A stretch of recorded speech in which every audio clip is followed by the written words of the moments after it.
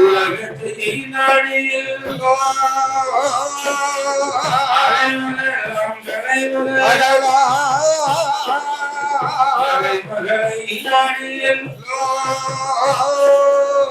ஆறும் பெரும் தவமதை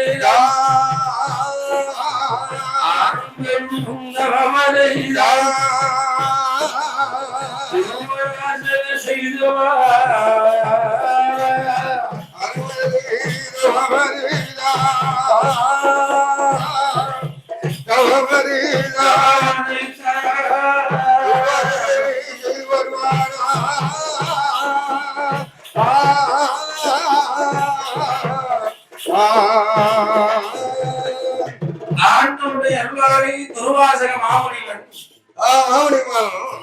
அலைமகள் கலைமகளை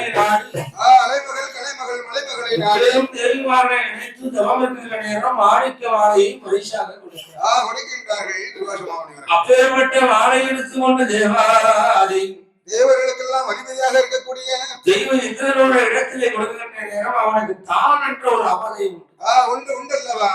சிலருக்கு இருக்கு இருக்கு இருக்கு. தான் என்ற அவதை இருந்தால் என்ன நடக்கும்? என்ன ஆகாது? தேவையில்லாம பிரச்சனை தான் வரும்.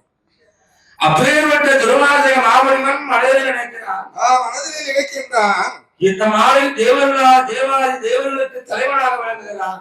விளங்குகின்றான் தெய்வ இந்திரன். தெய்வ இந்திரனுடைய இடத்திலே இருந்தால் இந்த மாலைக்கு பெருமை அல்லவா? அவனுக்கும் பெருமை.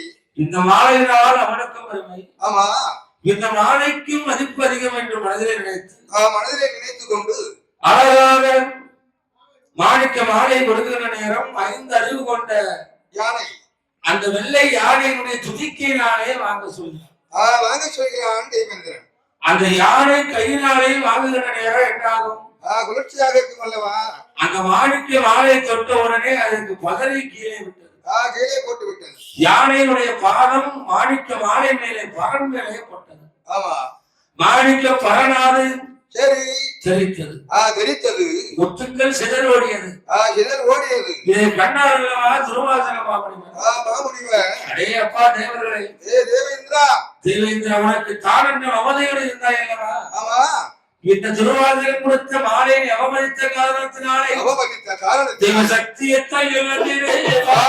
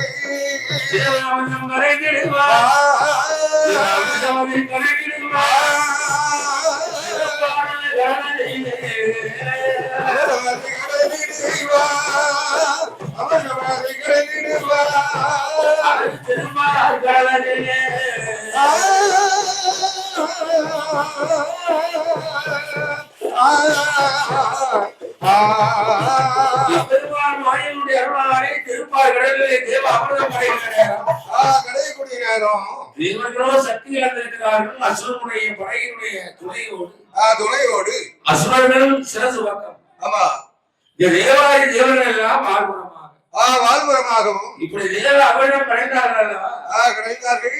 தாமரை கிடைக்கின்ற நேரம் தேவ அமிர்தமே வந்து பிறக்கின்றது. அந்த பிறந்த அமிர்தத்தை யார் பகிர வேண்டும் என்று 2 பேருக்குள்ள சண்டை வருது.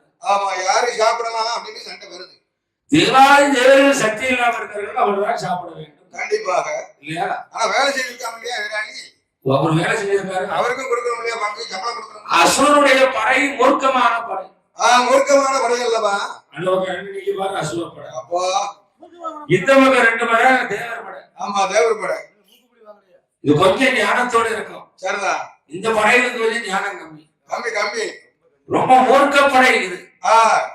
மூர்க்கமான படை. நம்ம படைய பாருங்க, சிந்திக்காது படை. இது அசுர படை.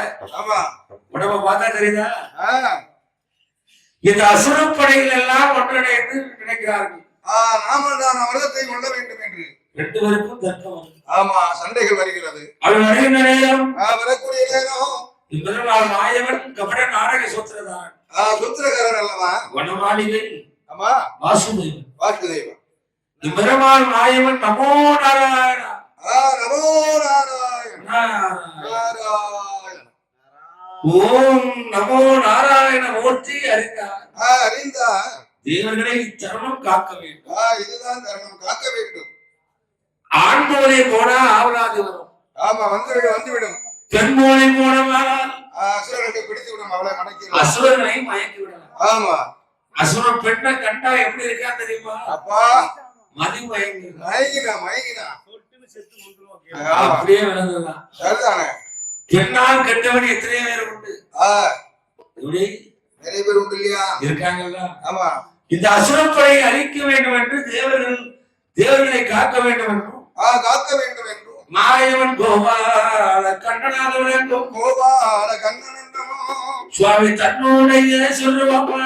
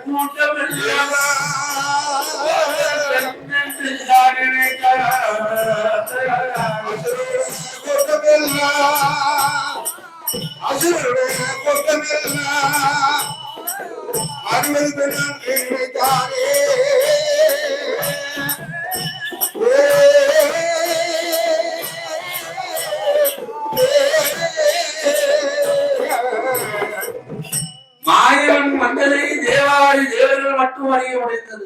உடைத்தது வருவது என் பெருமான் மாயவன் அல்லவா வருகின்றான். சூத்திரதாரனாக விளங்கும் மாயவன் எல்லாம் வந்திருக்கிறார் என்பதாக நினைத்தார்கள் தேவர்கள். ஆனா அசுரனுடைய கண்ணுகளுக்கு மட்டும் எப்படி பார்க்கும் போது பெண்ணாக நிற்கிறார். செப்பு சிலையா தெரியுது. கண்ணுக்கு எப்படி இருக்கு? கண்ணுக்கு விருந்து படைத்த மாதிரி இருக்கு. கண்களுக்கு விருந்து படைத்த மாதிரி இருக்குது. விருந்து படைத்த மாதிரி இருக்கு. அசுரனுக்கு மட்டும் அப்பேற்பட்ட அழகோடு இருக்கிறார். பேரழகு. 1000 நாவு படைத்த ஆதிகீரனால சொல்ல முடியாத அப்பேற்பட்ட அழகு. மாயவன், கொல்ல அழகு. கோபாலன், ஆமா, ஸ்ரீராமன், ஆமா, ஹரிராமன், ஆமா, கோபாலன் பெருமாள் மாயவன். நந்தவந்த கோபாலன் ஆயர்பாடிலே பள்ளி கொண்ட அச்சுதன். ஆமா, ராமமூர்த்தி மூர்த்தி ஸ்ரீராமச்சந்திரன் எப்படி வருகிறார்? எப்படி வருகிறார்? மாய மோகினியாக வந்திருப்பீங்க. அம்மா, என்ன உங்க 2 பேருக்குள்ள என்ன சண்டை? எதுக்காக இப்படி சண்டை போட்டுட்டு இருக்கீங்க? இந்த கடலிலே திருப்பார் கடலில் எவரும் சண்டை போடக்கூடாது. அதுவும் அண்ணன் தம்பியாக இருந்து சண்டை போடுவீங்க. சொக்காரமாரு. சொக்காரன். ஆமா, இப்படி ஒரு அண்ணன் தம்பி சொக்காரர்கள். தாய் 2. அதான் தாய் 2, தந்தை 1. காசியப்ப முனிவருக்கு பிறந்தது 2 மனைவிமார்கள். சரி, ஒன்று அதிதி வயிற்றிலே பிறந்தவர்கள் தேவர்கள், தேவர்கள். திதி வயிற்றிலே பிறந்தவர்கள் அசுரர்கள். இதுல படை எப்படி இருக்கு தெரியுமா? எப்படி? அதிதி வயிற்றிலே 33,000 கோடி தேவர்கள் பிறந்திருக்கிறார்கள். சரிதா? 33,000 கோடி தேவர்கள். 3000 கோடி. திதி வயிற்றிலே 66,000 கோடி தேவர்கள் அசுரர்கள். அப்ப அசுரர்கள் தான் அதிகமா இருக்கிறார்கள். ஒண்ணுக்கு டபுளா இருக்காங்களா? Double double. இந்த அசுரனுடைய படைகள் எல்லாம் ஆமா எப்படியாவது அவர்கள் சாப்பிடணும். இந்த அமிர்தத்தை அறிந்தினவனா என்ன நடக்கும்?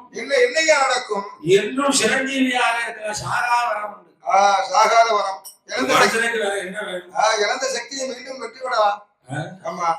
சொத்து இருக்கு, சுகம் இருக்கு, மண் இருக்கு, மலை இருக்கு, மாட மாளிகை, கோட கோபுரங்கள், சொந்த பந்தம், உற்றார் உறவினர், மாமன் மைத்துடன், அண்ணன் தம்பி எல்லாம் இருப்பான். உயிரை மட்டும் நிலையற்றது. நிலையற்றது. உயிரானது ஆமா நிலையற்றது. நிலையற்ற ஒரு ஜீவன். ஆமா நம்ம உடம்பு கூடுதானே அப்படியானே. அந்த ஜீவனானது சரி எப்போ நம்ம உயிரை விட்டு அது பிரியும்னு எவராலும் சொல்ல முடியாது. பூர்ண நேரம் போய்கிட்டே இருக்கு. அதுதான் அந்த என்றும் சிரஞ்சீவியாக வாழலாம்.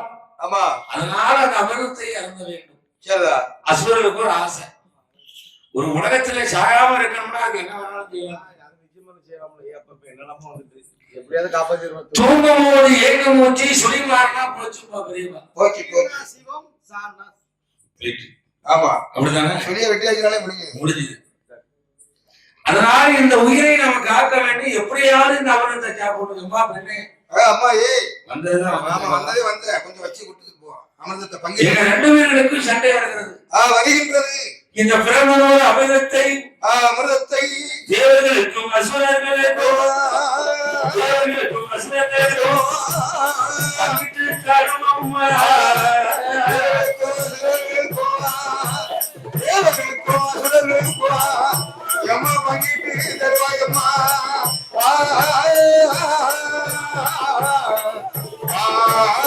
பங்கிட்டு தரணும் என்று அசுரர்கள் சொன்னாரே.